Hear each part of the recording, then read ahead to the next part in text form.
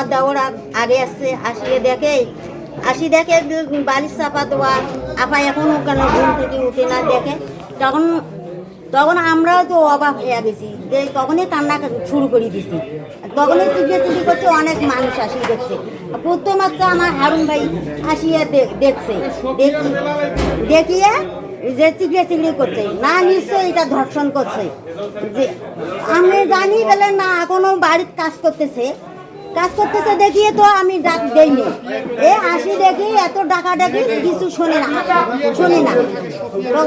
তখন আসি দেখিতে এই কাণ্ডটা মই আনিয়ে ওই যে আমার দেওয়ার আছে ওই পাশ দিয়ে ডুবিয়ে। আচ্ছা, আমরা যেটি জানতে পারলাম ওই যে ঠিক বাসার কোনো এক পাশ দিয়ে উপর দিয়ে ভিতরে প্রবেশ করা যায়।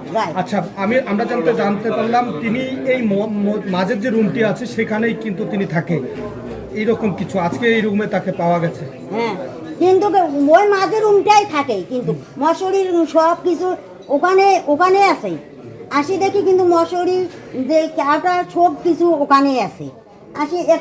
আসি দেখি ওখানে নাই, এখন এখানে পাশের রুমে একা থাকে। মারা গেলে তিনি তার কাপড় তো আর খুলে যাবে না। হ্যাঁ, এখন মারা গেছে। এখন আমি তো আসি দেখি তো পরনে কাপড় ছিল না, উলঙ্গ অবস্থায়। তখন আমার স্বামী কয় নাড়া যাবে না, আমার বোনক ধর্ষণ করছে।